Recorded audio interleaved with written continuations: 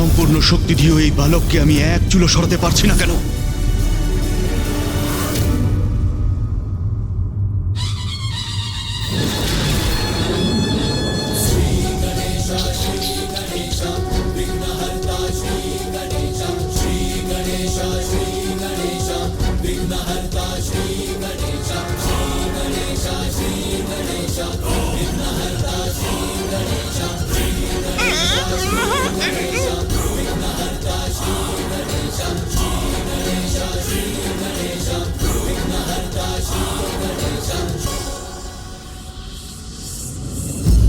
মনে হচ্ছে যে শ্রী পরশুরাম শান্ত হয়ে ধৈর্য ধরে প্রতীক্ষা করতে সম্মত হয়েছেন।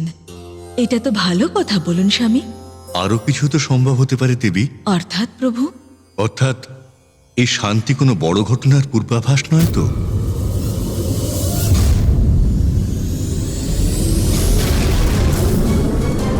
প্রভু, ওই যে আবার ফিরে আসছে।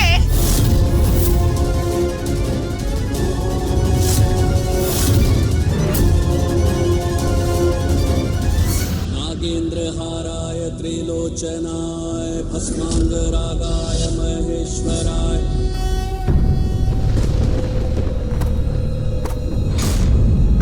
এটা কি?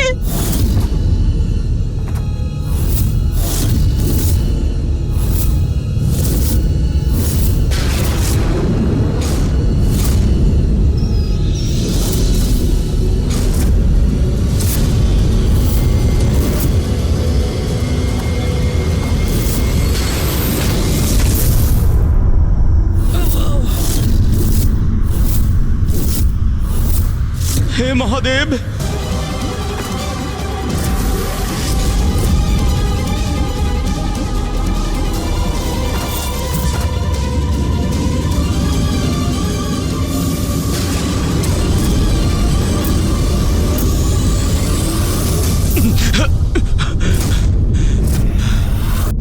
ওরে বাবা রে, গেলাম আমি।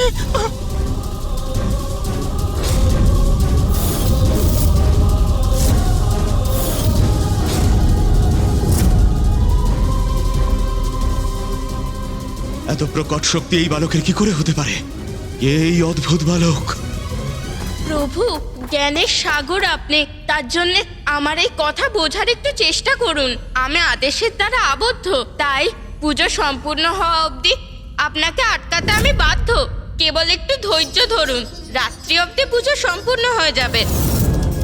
তারপরে আপনি আপনার প্রভু মহাদেবের দর্শন প্রাপ্ত করবেন।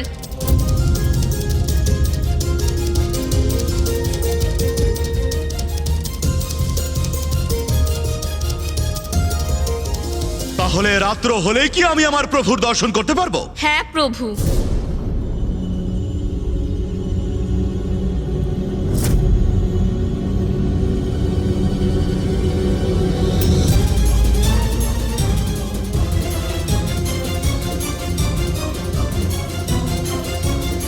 ঠিক আছে, কিন্তু সূর্যাস্ত অবধি আমি অপেক্ষা করতে পারবো না। ইনি এবার আবার কি করবেন?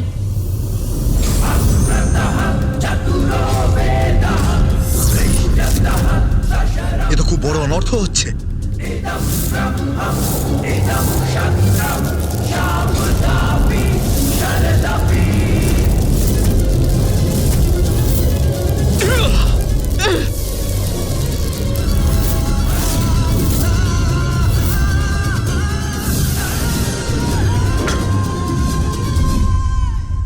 কোথায় যাচ্ছে পরশুরামের পরশু?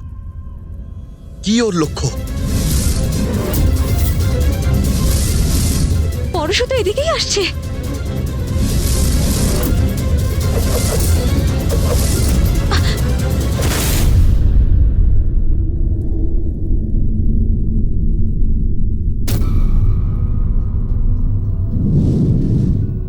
পরশুরাম তার পরশু দিয়ে আমার কিরণকে বাধা দিয়ে দিবসকে রাত্রে পরিণত করেছেন। স্বামী,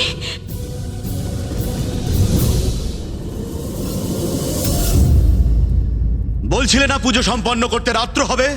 আমি সূর্যের প্রকাশকে আটকে রাত্র করে দিয়েছি, যাতে আমি আমার প্রভুকে দর্শন করতে পারি।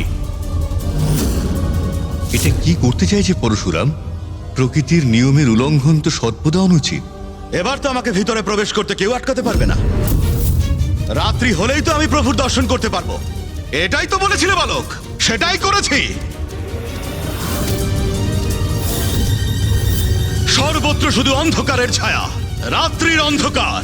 রাত্রি হয়নি প্রভু, প্রাণের সঞ্চার এবং সূর্যদেবের প্রকাশে আপনি আপনার পশু দিয়ে বাধা দিয়ে অন্ধকার করে দিয়েছেন আপনি। সংসারে অন্ধকারের ছায়া নেমে এলেই সেটাকে রাত্রি বলে বালক। আর তোমার সেই বচনের অনুসারে মহাদেবের দর্শনে তুমি আর বাধা প্রাপ্ত করতে পারবে না আমায়। প্রভু, ভক্তের ভক্তিতে যদি কোনো ক্ষতি হয় তাহলে তার ভক্তি হয় না। শক্তির অহংকারে তো সর্বত্রই অন্ধকারে ছেয়ে যায়, ভক্তির প্রকাশ নয়। প্রকৃতির নিয়মের আপনি বিরুদ্ধে গিয়ে আপনার ঈশ্বরের লেখনই তো আপনি ভঙ্গ করেছেন, যা সর্বত্রই অনুচিত। অনুচিত তুমি করছো বালক। আমাকে আমার প্রভুর দর্শনের থেকে বঞ্চিত করে আমার ভক্তির অপমান করছো, যেটা আমি কিছুতেই হতে দেব না। তাতে যদি আমার যে কোনো সীমা লঙ্ঘন করতে হয় করব। এতই যদি প্রকৃতি নিয়ে তোমার চিন্তা থাকে তাহলে যাও, আমার পরশুকে সরিয়ে সূর্যের আলো ফিরিয়ে আনো। আছে তোমার এত শক্তি?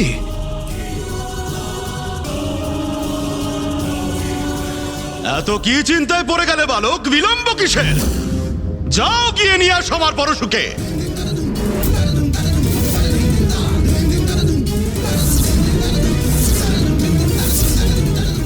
মহাদেবের দর্শন করার জন্য পরশুরাম এ কি কপটতা করলেন? চতুরাননকে দ্বার থেকে সরাতে তিনি এমন দুর্বুদ্ধি নিলেন? নারায়ণ নারায়ণ। পরশুর প্রহার থেকে বাঁচতে যেই না দুয়ার ছাড়বেন গণেশ, মনে হয় তখনই করবেন পরশুরাম কৈলাসে প্রবেশ। নারায়ণ নারায়ণ। আমাকে শ্রী গণেশকে সাহায্য করার কোনো উপায় বার করতে হবে। আরে না না না আরে বন্দি, দাঁড়াও দাঁড়াও। পরশুরামের সঙ্গে যুদ্ধ করতে যাওয়ার অর্থ হলো নিজের মৃত্যুকেই আহ্বান জানানো। না না না না, যেও না যেও না। পরিণাম যাই হোক না কেন আমি যাবই। এই পরিস্থিতিতে শ্রী গণেশকে একা আমি ছাড়তে পারবো না।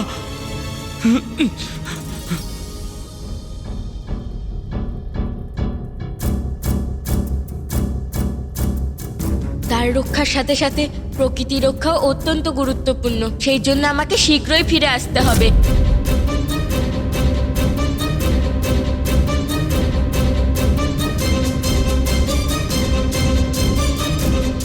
হয় তুমি আমাকে প্রভু দর্শন করতে যেতে দাও, নয় তুমি ওই পরশু নিয়ে এসো।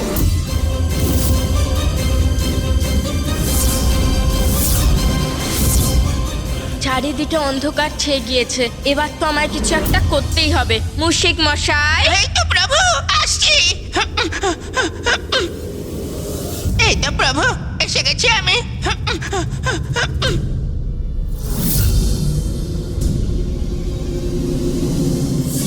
মনে রেখো বালক, এই পরশু আমাকে স্বয়ং মহাদেব দিয়েছেন।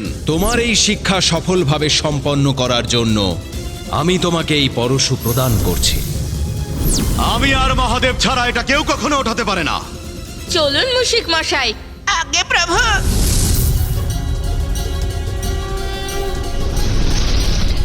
বালকের ধারণা নেই কি কঠিন এই কার্য, দেখাই যাক সফল হতে পারে কিনা।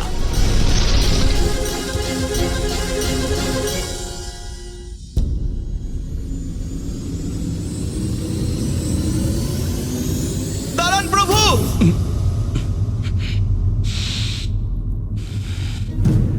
প্রণাম প্রভু।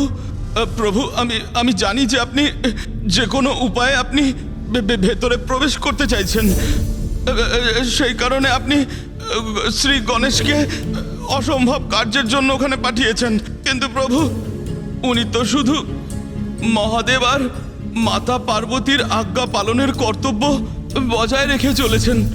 প্রভু, সেই কারণে যদি আপনি ধৈর্য ধরে খানিকক্ষণ অপেক্ষা করেন, আর প্রভু পুজো হলে তো মহাদেবের দর্শন তো করতেই পারবেন।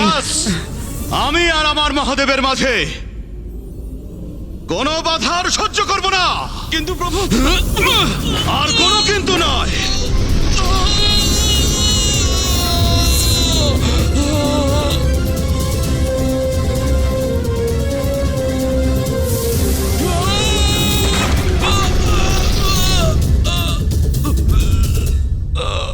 ভালো আছো তো? ওঠো, এই, উঠুন, নন্দী তোলো মহাশয়। তোলো ওকে, তোলো।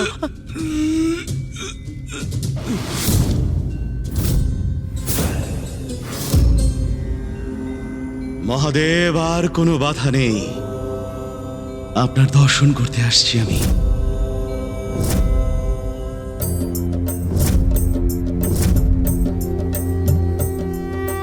পাঠিয়ে দিলেন শ্রী গণেশকে অসম্ভব কার্য করতে, সরিয়ে দিলেন নন্দীকে যখন তিনি গেলেন পরশুরামকে অনুরোধ করতে।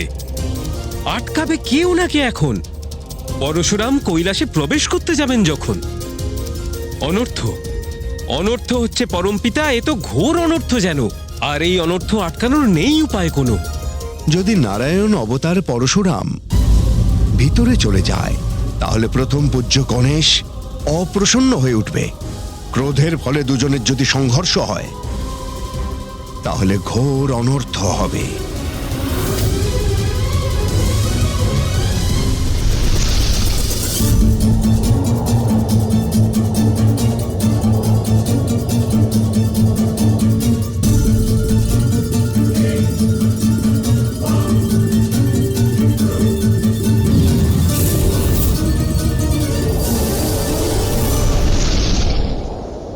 আরো তাড়াতাড়ি এগিয়ে চলুন মুশিক মশাই। আগে প্রভু।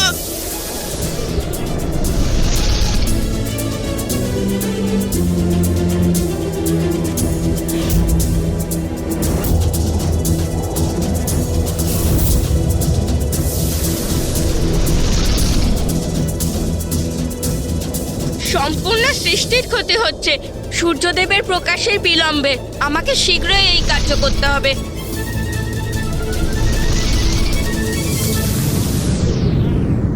যদি আরো কিছুক্ষণ সূর্যরশ্মি বন্ধ থাকে, তাহলে সৃষ্টির অনেক বড় ক্ষতি হতে পারে।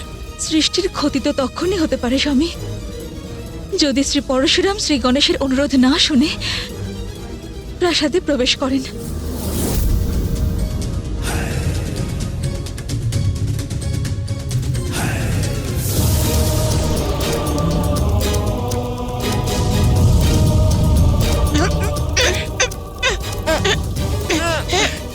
অত্যন্ত তপ্ত। এই প্রখর তাপ আমি সহ্য করতে পারছি না। আমি সামনে কিছুই দেখতে পাচ্ছি না। কঠিন পরিস্থিতিতে বিচলিত হবেন না মুশিক মশাই, তার সম্মুখীন হবেন। এখন এগিয়ে চলুন। আগে প্রভু।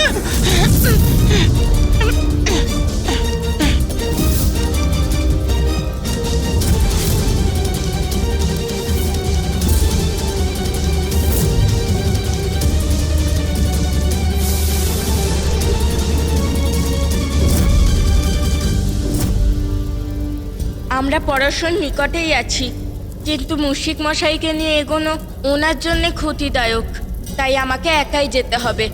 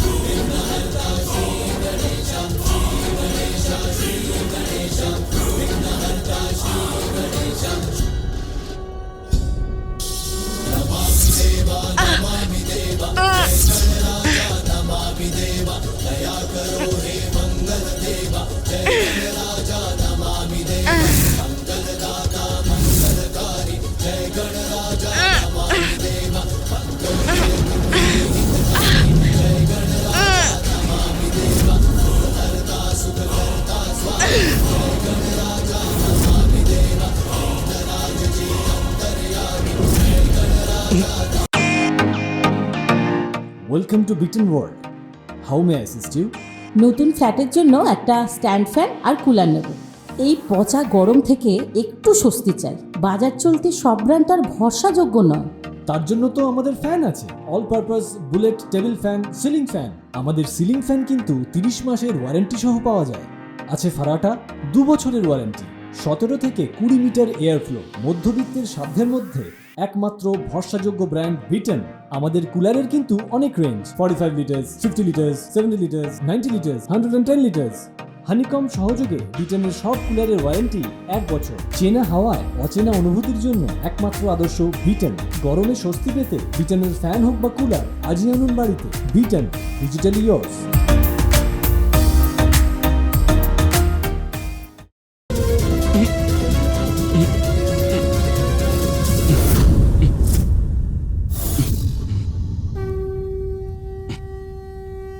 সূর্যের প্রকাশ এখানে?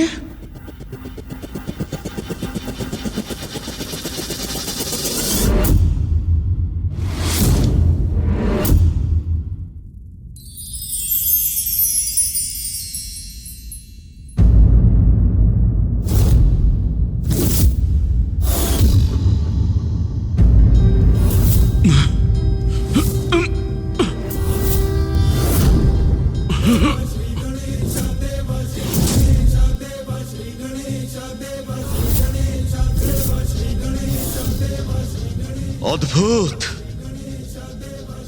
এই বালক অসম্ভবকে সম্ভব কি করে করে দিল?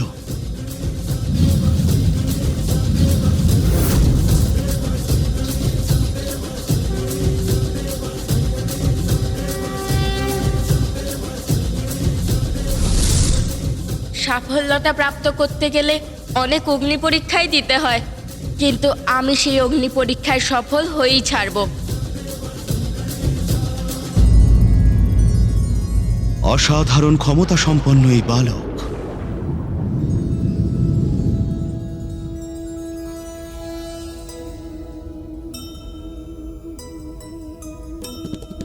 सुमुख परशु उत्पन्न संकट को टारे,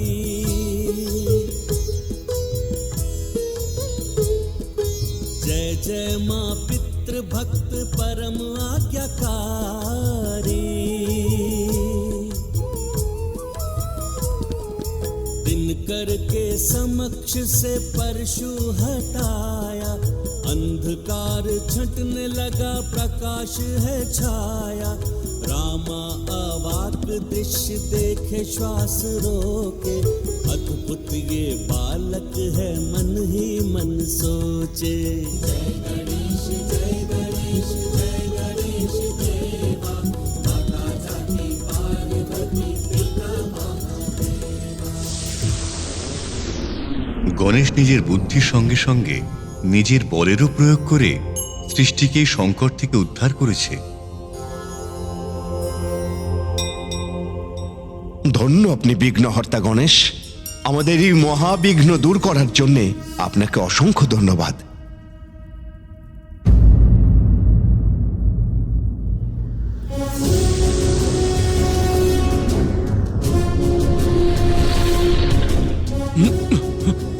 আমার দৃষ্টির আড়ালে কোথায় গেল এই বালক?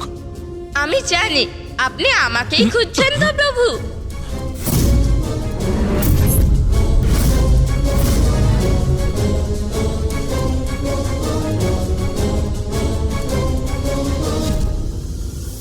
এই বালক আবার দ্বার রক্ষা করতে উদ্যত হয়েছে, আবার উদ্যত হয়েছে।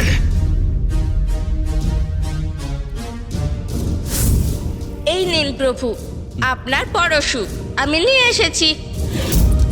এটা আনতে একটু সমস্যা তো হয়েছে, কিন্তু সাহসের দ্বারা তো সবকিছুই সম্ভব, তাই না প্রভু? প্রভু, আমি যতদূর জানি মহাদেব আপনাকে এই পরশু দিয়েছিলেন পাপ আর অত্যাচারের বিনাশ করতে, কিন্তু প্রকৃতির ক্ষতি করতে তো নয়। অদ্ভুত! যে সরলতার সাথে এই পরশুকে তুলেছ, যে সরলতার সাথে তুমি এই পরশুকে নিয়ে এলে, তাতে আমার মনে হচ্ছে তুমি কোনো সামান্য বালক নও।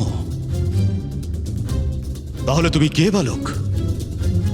প্রভু, আমি তো গণেশ, মহাদেব আর মাতা পার্বতীর পুত্র।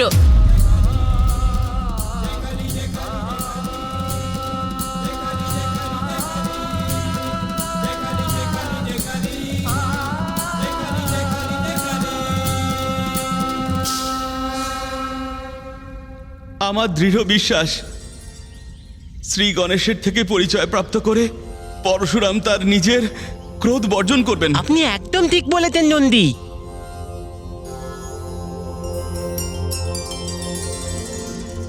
তুমি আমার গুরুর পুত্র, তাহলে তুমি আমাকে ভেতরে যেতে বাধা দিচ্ছ কেন? তুমি যেহেতু গুরুর পুত্র আর আমি ওনার পরম শিষ্য, তাহলে তুমি এভাবে আমাকে এতক্ষণ বাধা দিয়ে চলেছ কেন? আমায় ক্ষমা করবেন। ঠিক আছে, যা হওয়ার হয়েছে। যেহেতু তুমি তোমার ভুল বুঝতে পেরেছ, এবার আমার পথ থেকে সরে যাও। আমায় ক্ষমা করবেন, কিন্তু আমি আপনাকে এখনো ভেতরে প্রবেশ করতে দিতে পারবো না।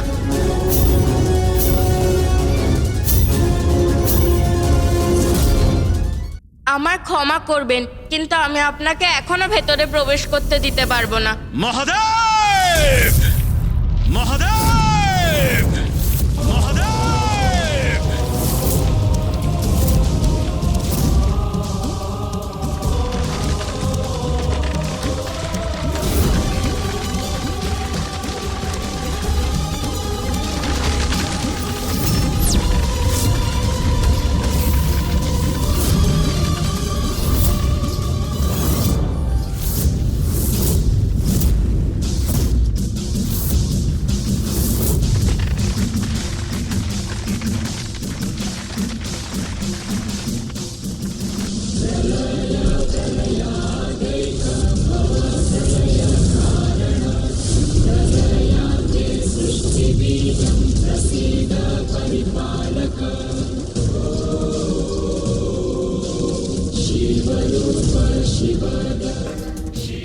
আমাদের আবেগের বশে কোনো কার্যই করা উচিত নয়, কারণ সেই কার্য আমাদের নিজেদেরকেই কষ্ট দিতে পারে।